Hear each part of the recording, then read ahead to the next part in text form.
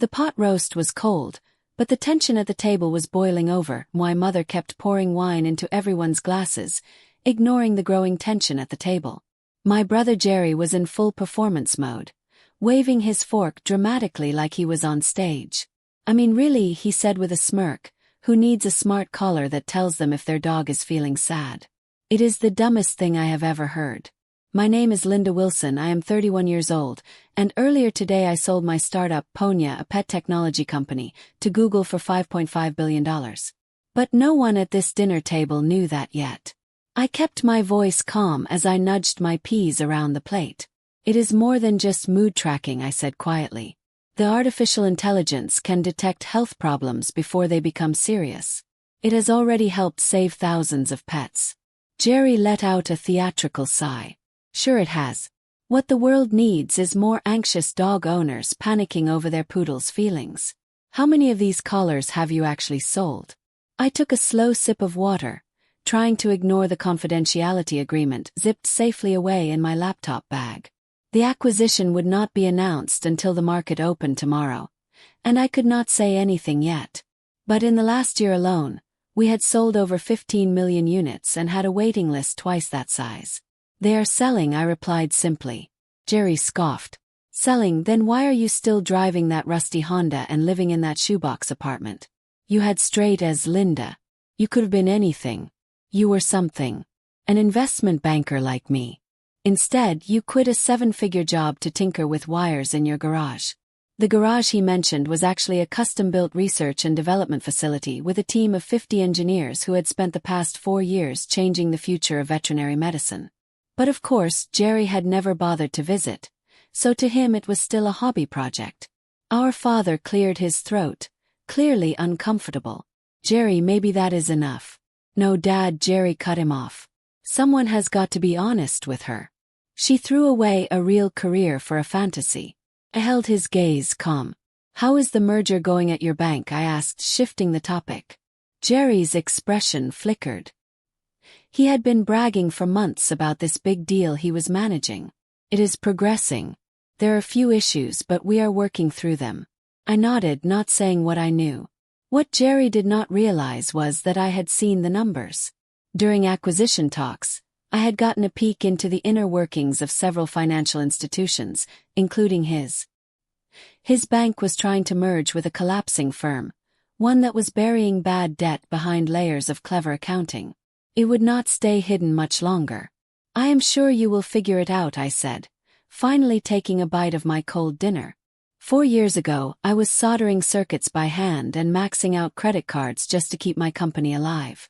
Tonight, I was sitting on a multi-billion-dollar deal, and yet my family still saw me as the girl who made a strange career choice. But tomorrow, everything will change. When I first walked away from my career in banking to start Porrent, no one was more vocal in their disapproval than my brother Jerry. He did not hold back. "Banking is a real business," he told me, shaking his head.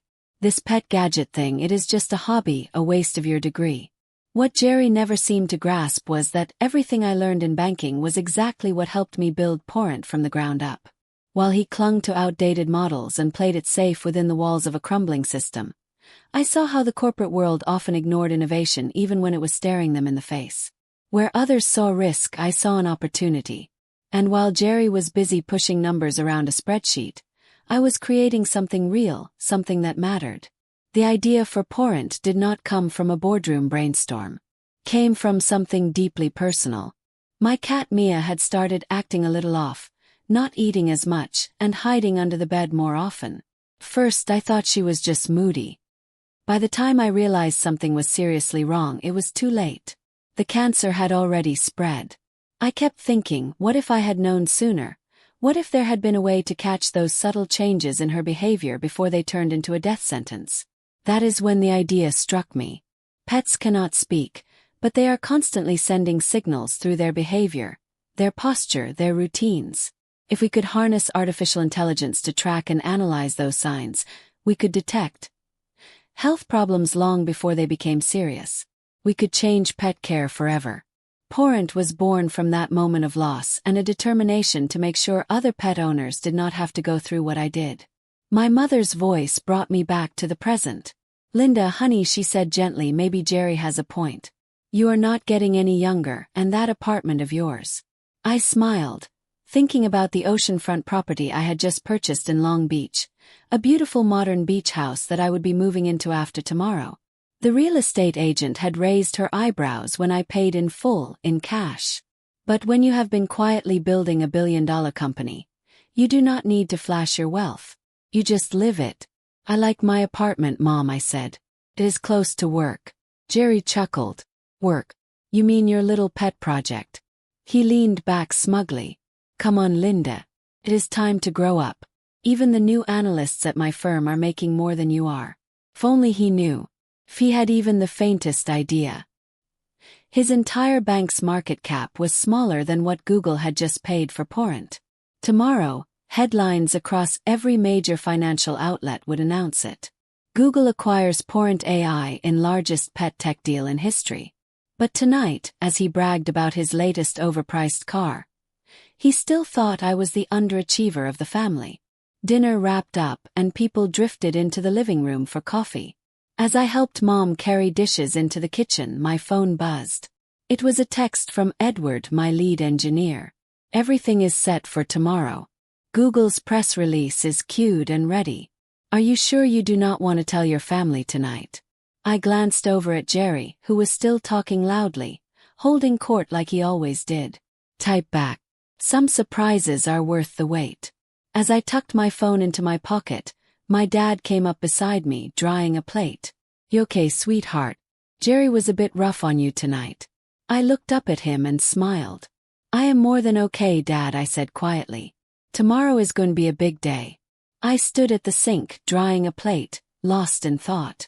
I remembered all the times Dad had supported my curiosity growing up. The electronics kits he brought home, the science experiments he encouraged, and how he proudly defended my decision to double major in computer science and finance. He never saw my interests as strange or impractical. He always believed in me. I am fine, Dad, I said with a soft smile. Actually, you might want to watch the business news tomorrow morning. I think you will find it interesting. He gave me a curious look, eyebrows slightly raised, but did not ask questions.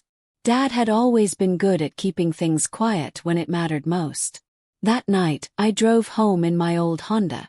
People often tease me about it, but I kept it for a reason. It was the last car Mia, my cat, ever rode in before she passed away. I could not bring myself to replace it. Not yet. As I pulled into my apartment complex, I realized that by this time tomorrow, everything would be different. The money was not what excited me anymore. I had technically been a billionaire on paper for a while, ever since the acquisition talks with Google started heating up. But this was not about wealth. It was about finally stepping into the light, about showing my family and the world what I had spent years quietly building. My phone buzzed again. It was a message from Margaret Evans, my attorney. Final paperwork is in. Also, Jerry's merger deal just got flagged for regulatory review. Timing could not be better. I could not help but smile. Tomorrow, while Jerry would be facing a tough board meeting at his bank, trying to explain how he missed obvious warning signs in the deal he had been bragging about for months, my face would be showing up on CNBC under the biggest pet tech story in history. Funny how things come full circle. Sometimes, the best kind of revenge is not about making someone feel small. It is about proving to yourself that you were always meant for something bigger. The morning of the announcement, I woke up early and made a cup of coffee in my quiet, modest apartment. The view from my balcony stretched across Silicon Alley, glowing softly in the morning light. Maybe it just looked more beautiful today. Or maybe that was my mood. At 7:10 a.m., my phone lit up. Bloomberg. Financial journalists from nearly every outlet were trying to get a comment. The press release had gone out. Google acquires Porrent AI for $5.5 billion, the largest pet tech acquisition in history. I ignored the interview requests for now. There would be plenty of time for that later. Instead, I turned on the television and waited. At 8 a.m. there it was. My face on the screen. My name in bold letters across the headline. I did not expect the wave of emotion that followed. My phone exploded with messages. The first was from Mom. Linda, is this real? Call me. Then from Dad. I knew it. So proud of you, sweetheart. Jerry's name did not show up. Not that I expected it to. Silence speaks loudly when someone realizes they are wrong. I headed to the parent office, where the team was already gathering. The energy was electric. People were hugging, crying, laughing. These were the engineers, developers, and thinkers who had believed in the mission from day one, many of them choosing equity over bigger paychecks, trusting that one day this moment would come. And today it did. When they first joined the company, many of my early team members were betting everything on a dream. Now every single one of them was a millionaire. Miss Wilson, my assistant Rail, called from across the office. Your brother's bank is trying to get in touch. They are asking about possible investment opportunities. I could not help but smile. Tell them to contact Google's corporate development team. We are part of Google now. The irony did not escape me. 4 years ago, when I was trying to raise my first round of funding, I had walked into Jerry's bank with my pitch deck and a heart full of hope. He did not just turn me down. He laughed me out of the building. Come back when you have a real business, he said. Now the same bank was scrambling to get in on the success they once dismissed. But they were too late. That same morning, as headlines praised the Google acquisition of Parent AI, another story broke. Jerry's merger had collapsed. The company they were trying to absorb had far deeper financial problems than anyone realized. His bank stock started nosediving before noon. Around lunchtime, my mother showed up at the office, tears welling in her eyes. She wrapped me in a long, emotional hug. Why did you not tell us? She asked, her voice cracking. I held her gently. What did you think was happening, Mom? She stepped back and looked at me, ashamed. We thought, well, we were worried about the long hours, about you living in that small apartment. We just did not want to see you struggle. I led her on a quiet tour of the office, pointing out the labs where our engineers developed artificial intelligence systems that were saving pets' lives. The walls were lined with handwritten letters from pet owners thanking us for helping them catch illnesses early, sometimes just in time. I have not been struggling, Mom, I said. I have been doing exactly what I was meant to do. I just did not feel the need to show it off. Just then my phone buzzed. It was Jerry. I let the call go to voicemail. That afternoon, I had my first official meeting with Google's executive team. We discussed expansion goals, global integration strategies, and my new role leading their pet technology division. I would have the freedom to run the department my way, with a generous budget and full autonomy. It was everything I had worked toward. As I left Google's campus, another voicemail from Jerry popped up. Linda, we need to talk. This merger situation, it is bad. People are asking about you, your deal. Everyone is watching you now. Maybe you could put in a good word with some of your contacts. I thought back to all the family dinners where he had mocked me, where he called Parent a cute side project and insisted I was wasting my life.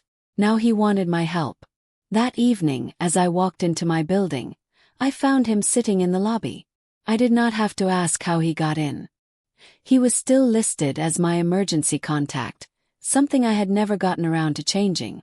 How did you get in here? I asked anyway. Linda, please, he said, standing quickly and following me to the elevator. My career is falling apart. The merger is collapsing. Our investors are panicking. And now you are the one everyone wants to talk to. You are the golden child of Silicon Alley. You have to help me. I stopped and turned to face him.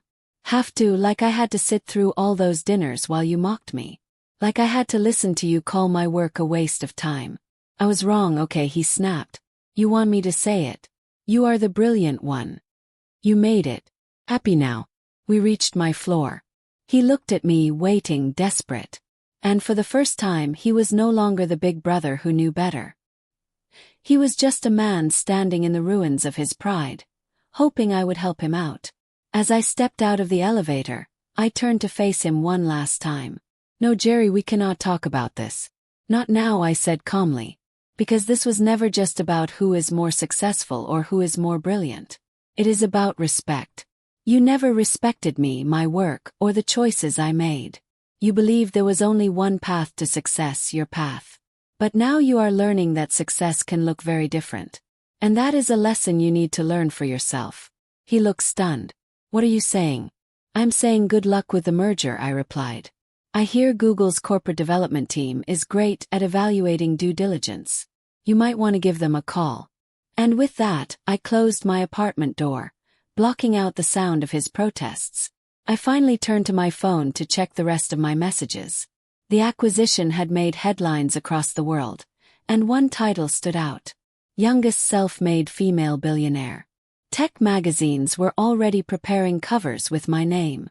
Invitations for speaking engagements were pouring in, but the message that meant the most to me was from a woman in Indiana. She had written, "Your device caught my dog's heart condition 5 months before we noticed any signs. The vets said if we had waited, it could have been fatal. You saved his life. Thank you." That single email meant more than any headline. Later, I opened the real estate site to check updates on the Long Beach house I bought. The movers were scheduled for next week. Maybe once I was settled, I would invite the family over for dinner. Maybe I would finally show them what their failing daughter had actually been building all along. But first, I had a company to lead and more lives to save. I realized that true success is not about proving people wrong. It is about staying committed to your vision, even when no one else sees it. 3 months after the acquisition, I sat on the balcony of my new home, watching the sun dip below the horizon over the Pacific. The house was everything I dreamed of. Modern, open, peaceful. I had a room set aside for Mia's old things, a quiet tribute to the cat who inspired it all.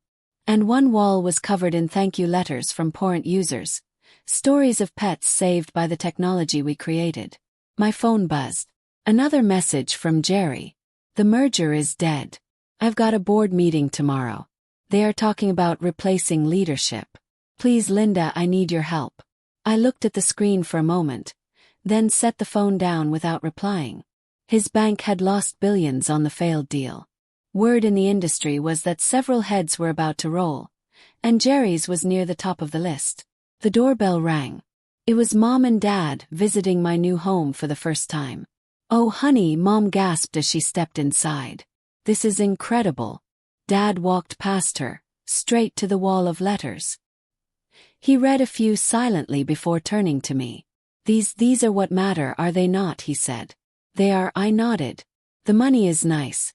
But this is why I built it." We sat out on the terrace for dinner, enjoying a meal prepared by the private chef I had hired. One small luxury I decided I would allow myself. As we ate, I noticed Mom fidgeting, clearly wrestling with something. "Jerry is in trouble, is he not?" she finally asked. I met her eyes. "Yes. But his choices put him there, Mom, not me." She hesitated. "But you could help him now, with your connections, with your influence." I took a deep breath, thinking carefully before answering. Maybe I could. But maybe this time he needs to help himself. I set my fork down gently and looked at Mom across the table. "Do you remember last Christmas?" I asked, "when Jerry spent the entire dinner telling everyone how I was throwing my life away, how I would never succeed in a real business?" She nodded slowly, a trace of guilt in her eyes. "The whole time he was saying that," I continued, "I was already deep in final negotiations with Google. On paper, I was worth billions. But instead of defending myself, I just sat there and let him talk."